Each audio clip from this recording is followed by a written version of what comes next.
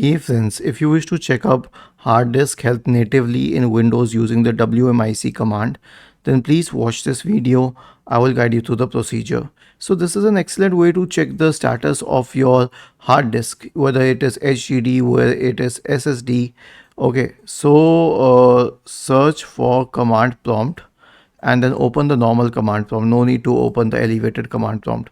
The first command is WMIC. Simple. Hit enter.